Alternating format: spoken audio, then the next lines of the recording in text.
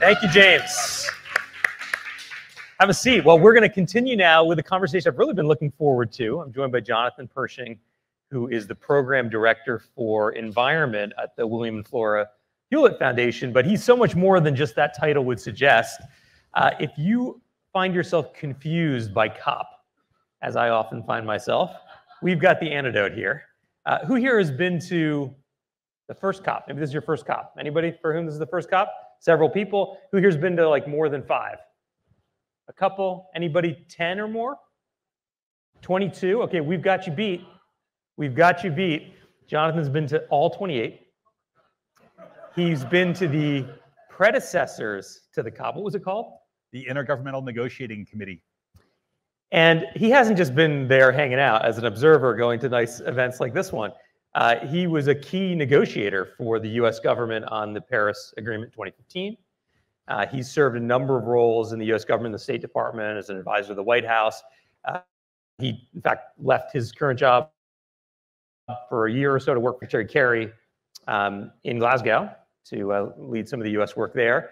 So you know intimately what happens at COPs. Now, this one's a bit different, 100,000 people. What was it like in the early days? How many did you have? So the first INC meeting, which people probably aren't aware of, was held in Washington, D.C. It's not really common knowledge. That's where it started.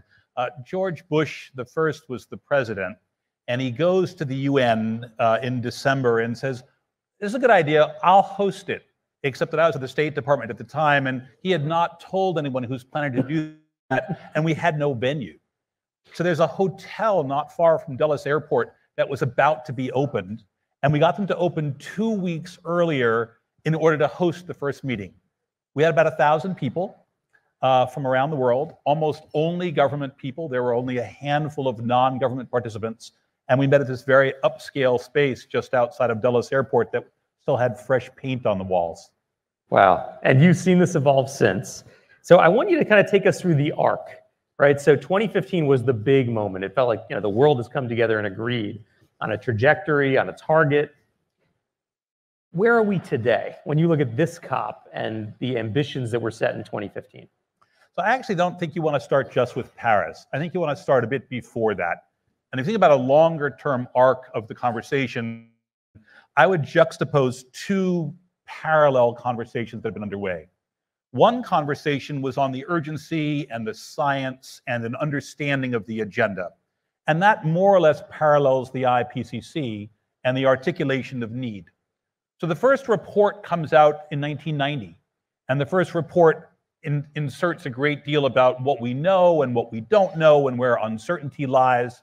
And that becomes the framing for the original framework convention under which we're still operating. Fast forward, a bit more certainty, another IPCC report, and that gets us to the Kyoto Protocol. Fast forward, another IPCC report, 7-year cycles. That gets us to Copenhagen. 5 years forward, another IPCC report that gets you to Paris. At each stage, an increasing level of certainty on the science, an increasing level of certainty on where damage inflection points occur, when things are worse, when they get much worse, you have to do. An increasing level of certainty on solutions. So it's not just the problem articulation, it's what can you do about it. And in the meanwhile, a now outside and parallel objective and framework around investment. And you start seeing clean energy, you see electric vehicles, you see discussions on land use, you see market orientations, and those start coming together. So if that's the arc, today then represents the current point in that longer trajectory. And where you are today is essentially, we've done pretty well in one metric. When we began working in the IPCC report, we looked at 6 to 7 degrees of warming. That was the trajectory we anticipated absent action. Today, if you take the most recent set of operations that we've been in, we're saying we should get to well below 2, but the current expectation, if we did what we've promised, we'd be at about 2.5. That's an extraordinary shift from the original place we were. It's not enough, and the damages have become more explicit, and the concerns around really much more than 1.5, forget 1.5, we're at 1.3, 1.25, and look at what we're seeing today. But we've come a long, long way. The second thing is that we've got massive investments.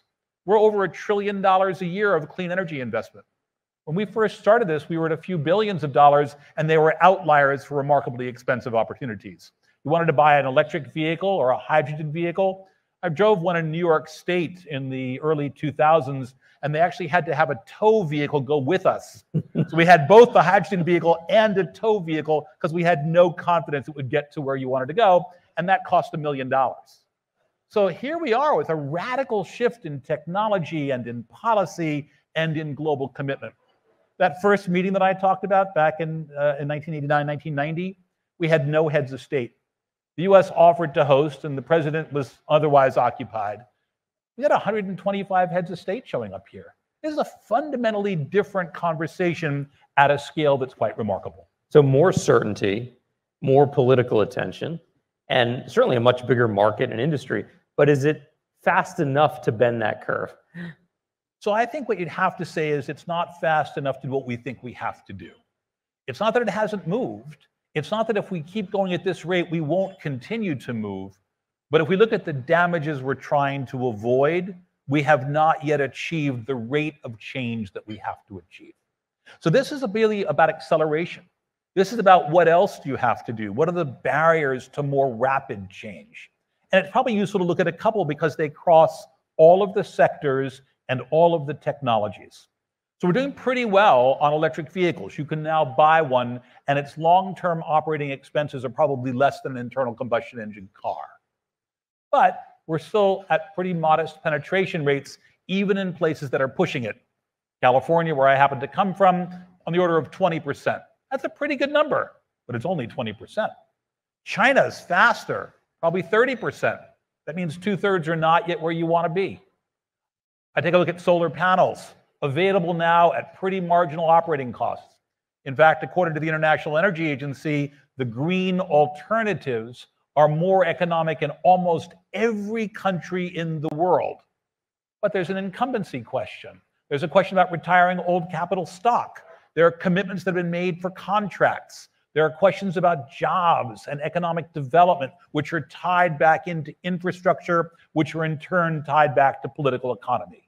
Those have to be adjusted, and that's slow at a moment where we have to accelerate and need more speed. So yeah, this is a tension not between where we're ultimately going, but between where we are today and how fast we'll get to where we need to be. There is a narrative that there's a kind of backsliding happening exactly on the point you just raised. This politics around phasing down and maybe ultimately phasing out fossil fuels, right? We've seen it in places like South Africa with the coal labor unions, right? Where they're trying to make a transition, but it's very tough politically. You see it in the UK Prime Minister, we talked about this morning, rolling back some of his commitments in that country. Do you think this is just a blip, or do you worry that we may be in a moment where there's an actual backlash to significant further reduction of fossil fuels, including coal, and that dramatically slows us down from the trajectory we're meant to be on? So I think there's an open question as to how you read blip. I think there is clearly a backlash. I don't think any of us can look at the current politics around the world and say there is not a reaction. There definitely is. But I think it has to be juxtaposed against the other pieces that we also see. The first half of 2023 was a record in terms of clean energy investment. A record. At a moment of increased backlash. More now than in any other 6-month period ever. Over $350 billion, according to Bloomberg New Energy Finance, in clean energy finance in the first half of 23. And that's a time of increased interest rates, which makes it much less economic. Absolutely. So these things are juxtaposed. It doesn't mean there's no backlash, but it also means the trajectory probably is inevitable. The question is speed. Can you speed it up? The things we're trying to avoid are not by getting to net zero by 2100, it's by getting there by 2050 and getting a trajectory by 2030 that's just much more ambitious. And that rate of change can be slowed by local politics. I look at the dynamics right now of what happens in terms of gas volatility and gas prices, not least because of Ukraine. I take a look at the dynamics of what's going on in terms of the fluctuation of critical mineral supply and constraints in terms of supply chains. I take a look at what COVID did in terms of supply of parts. Those are all things that are driving down the rate of penetration, down the rate of change, and we have to compensate for those if we're going to try to make the kind of progress we want. So you now, in the hat that you currently wear, you run a grants program, right? You've got a portfolio. We just had James Mwangi on stage saying, look, there's critical minerals, there's all the renewable energy potential on the continent of Africa. And by the way, there's an enormous labor force too. We also have heard this term earlier in the conversation about de-risking. That's come up many times. How do you take, what is a large by philanthropic terms, but a modest in the scale of climate grants portfolio and actually deliver it knowing what you know about the space? So I'd say a few things. The first one is that the scale is disconnected. So we are not, as a philanthropy, really able to make project investments. It's too big. We have a couple of $100 million at our disposal. If you look at all of philanthropy, which funds everything from academic institutions to civil society to think tanks to some of the press programs, the entirety of climate philanthropy is measured in the single-digit billions of dollars. We're looking at trying to create change that is $1 trillion per year. So we're just about 1,000-fold off. That's a small error. But if you look at that, what can you do? What you can do is you can inform the system. You can think about where is that money going and why is it not moving fast enough? What are the barriers to investment? What are the barriers to good jobs and to training? What are the barriers in countries that have access to resources that with the right kind of lever you could unlock? That's where philanthropy is catalytic and can play that kind of a role.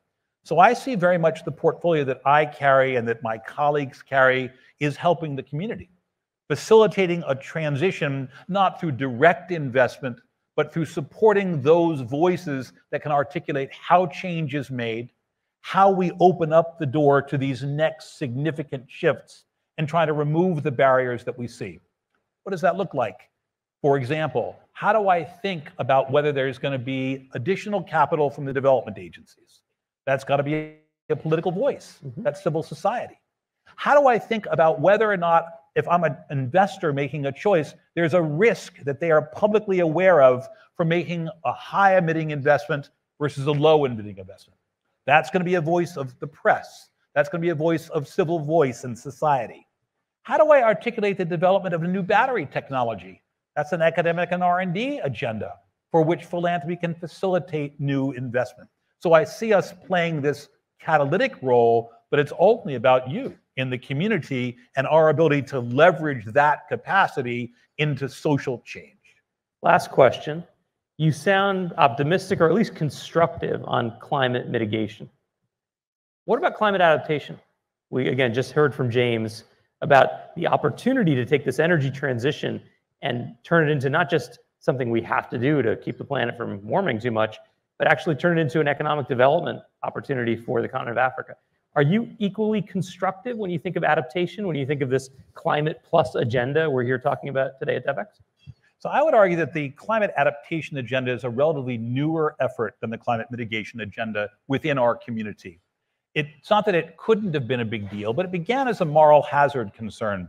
I basically heard voices saying, listen, if you do adaptation, it means I can continue to emit because you can fix whatever damages there were. And that was an enormous concern for the environmental community and for the philanthropies that have backed them. What we are increasingly seeing is that the problems are no longer future ones that we can avoid, but problems that we have to manage today. This is where the development conversation and the climate conversation intersect. And the question for me and for philanthropy broadly is which part of our community does this? So my philanthropy does work on development. It's not in my portfolio, but it intersects a bit with my work. We do work on women's gender empowerment. We do work on development issues in West Africa. We are fundamentally interested in how that community thrives and prospers.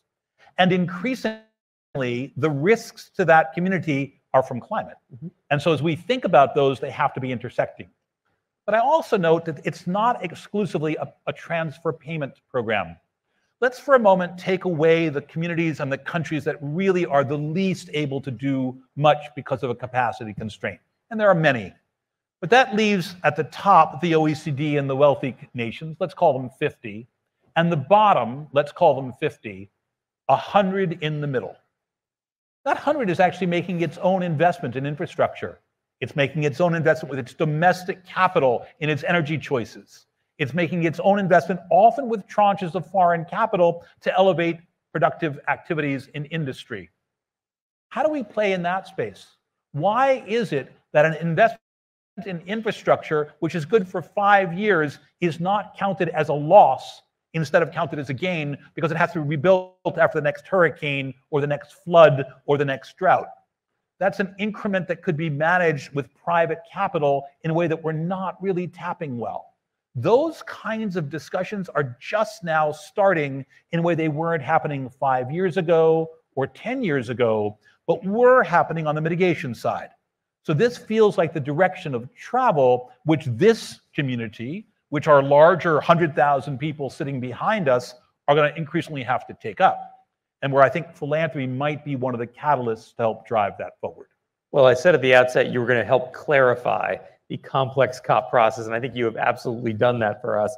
Thank you so much, Jonathan, for being a part of Devex Climate Plus today. Thank you. Thanks. Great to see you.